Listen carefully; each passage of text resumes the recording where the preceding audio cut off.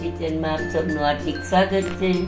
તો આજે આપણે બનાવવાના છે મંચુરિયા, ડ્રાય એટલે ગ્રેવીવાળા મંચુરિયા બનાવવાના છે, પણ બહુ ગ્રેવી નહીં. એના માટે મેં અહીંયા કોબીજ બધું ઝીણું ઓલું કરી લીધું છે, ચોપરમાં ગાજર કરી લીધા છે. તો એક નાનો દાણો કોબીનો હતો ને 3 ગાજર છે. તો હવે આપણે છે ને ગ્રેવી બનાવવાની છે, તો એના માટે થોડાક કાઢી લઈએ આપણે.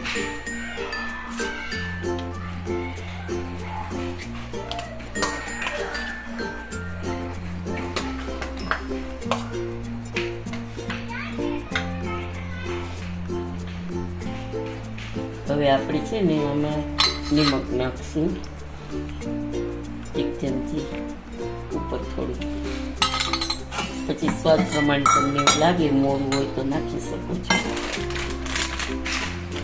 અને અહીંયા આપણે ઓઇલ નાખી થોડુંક મોણ નાખી દઈશું, એટલે આપણા મંચુરિયન એકદમ સોફ્ટ થાય.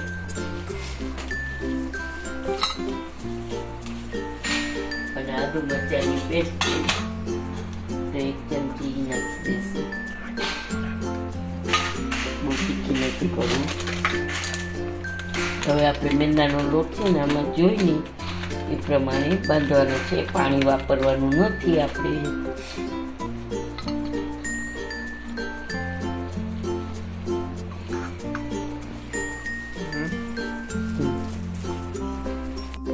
ગાઈઝ આપણો લોટ તૈયાર છે મંચુરિયન. તો તમે આવી રીતે નાના નાના મંચુરિયન કરી અને તળી લેવાના.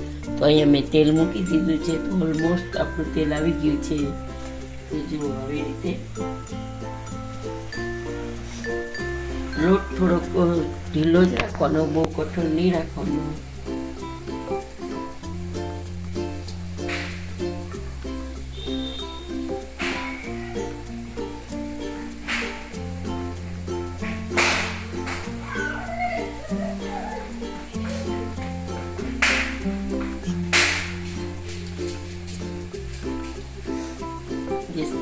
સ્લો રાખી છે ને તેલ વધારે આવી ગયું છે, એટલે આજે મને શરદી થઈ છે, તો મારો અવાજ થોડો ખરાબ થઈ ગયો છે, તો સોરી.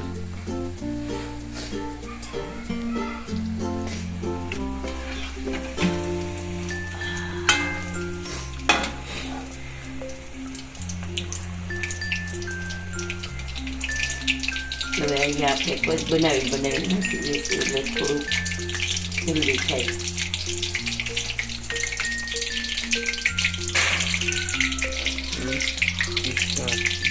આપણે પાસ્તા કરી દીધું છે, તો એવી રીતે તળવાના છે.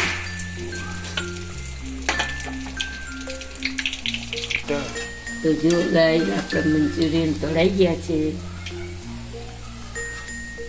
તો હવે આપણે એને કાઢી લઈશું.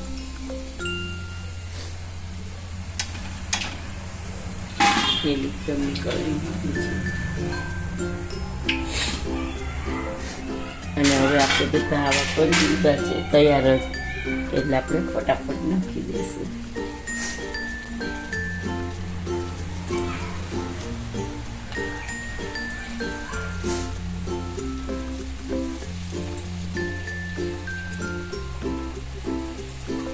જોઈ શકો છો એક આરી કેટલા બધા પડાઈ જશે આપણે.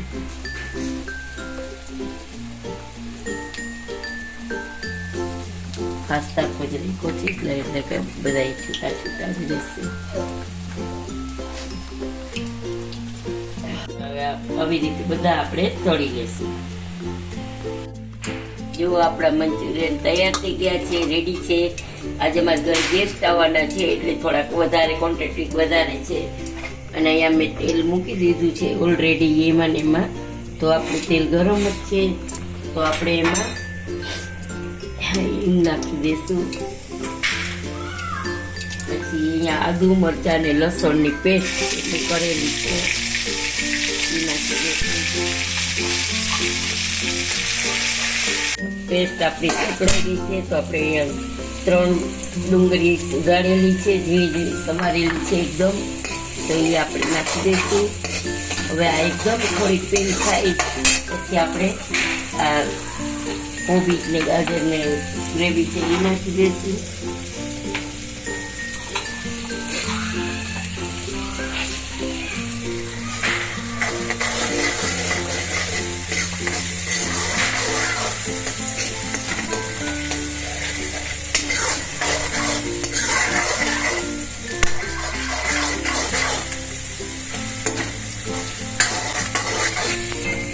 જોઈ શકો છો ગાઈઝ, આપણી ડુંગળી એકદમ પિંક થઈ ગઈ છે અને સોતળાઈ ગઈ છે. તો આપણે કોબીજ અને ગાજરનું જે મેં ક્રશ કરેલા છે, ઝીણા ઝીણા સમારેલા નથી, ક્રશ કરેલા છે, તો એ આપણે એમાં ઉમેરી દઈશું.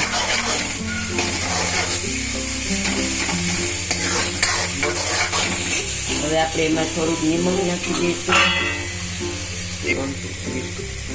આપણે એમાં નિમક નાખી દઈશું સ્વાદ અનુસાર.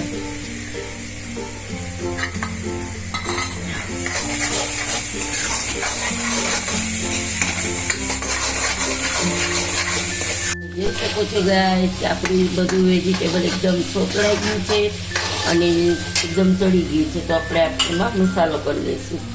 મસાલામાં તો આદુ મરચાં પેસ્ટ બહુ નાખી છે એટલે તીખું સ્વાદ અનુસાર કરશું આપણે. પછી એમાં નાખી દઈશું આપણે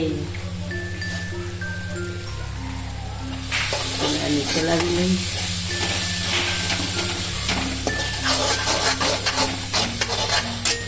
હવે આપણે આ છે સોયા સોસ નાખી દઈશું. આ સોયા સોસ છે, મેં પાઉચ લીધા છે, તો આપણે એ નાખી દઈશું. અત્યારે 1 ચમચી નાખું છું, પછી જોઈ તો આપણે નાખશું. બરાબર.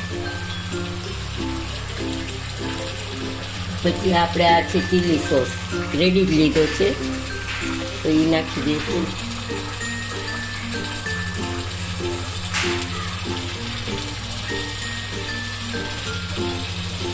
એક ચમચી નાખી દઈશું.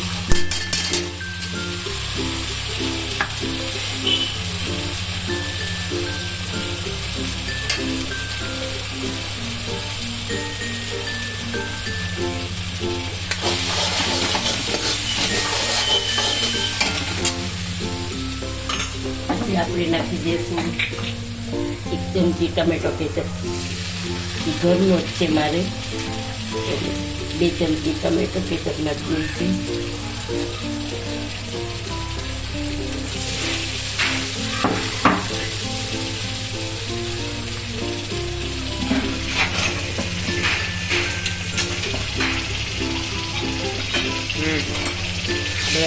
ગેસની ફ્લેમ તો આપણે હાઈ જ રાખવાની છે.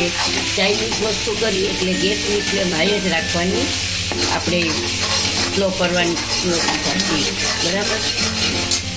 તો હવે અહીંયા મેં જે આદુ મરચાંની પેસ્ટ બનાવી હતી ને, એ જ મેં પાણી થોડુંક રાખ્યું છે, તો આપણે એ આમાં નાખી દઈશું.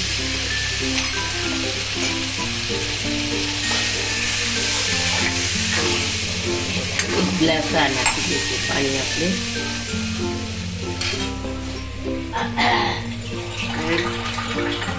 પાણી જોઈશું બસ. ગાઈઝ, આપણું આ જે ઉકળી ગયું છે રસો, તો આમાં હું છે ને 2 ચમચી લીધા છે કોર્નફ્લોર, અને એનું પ્યુરી કરીને આપણે ધીમે ધીમે આમાં ઉમેરશું.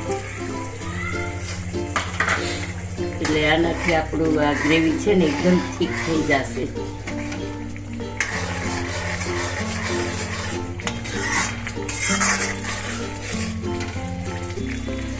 હવે આપણે આમાં જોઈ પ્રમાણે બિલકુલ નાખી દઈશું. આ રાખીશ. અમારે બધાને કાચા બહુ ભાવે છે, કાચા મતલબ તળેલા. એટલે રોહનભાઈ કહે છે કે મારા માટે રાખજો, તો રાખીશ. હવે આને આપણે થોડાક ઉકળવા દઈએ 2 મિનિટ માટે. બરાબર. એટલે આપણા મંચુરિયન એકદમ સોફ્ટ થઈ જશે. ભલે ને રાખું આપણા મંચુરિયન એકદમ ઉકળી ગયા છે, રેડી થઈ ગયા છે. ગેસની ફ્લેમ ઓફ કરી દઈશું. હવે આપણા મંચુરિયન રેડી થઈ ગયા છે. સર્વ કરવા માટે ચાલો. ગાઈસ, જોઈ શકો છો આજે આપણું મંચુરિયન રેસીપી બની ગઈ છે, તો સર્વ કરી દીધી છે. કેવા લાગ્યા આજના મંચુરિયનની ડીશ તે મને જરૂરથી જણાવજો. સબસ્ક્રાઈબ કરજો, લાઈક કરજો, શેર કરજો અને કમેન્ટ કરીને જરૂરથી જણાવજો કે આજની ડીશ તમને કેવી લાગી. ને આપણા મંચુરિયન એકદમ સોફ્ટ છે, તમે જોઈ શકો છો. જય શ્રી કૃષ્ણ.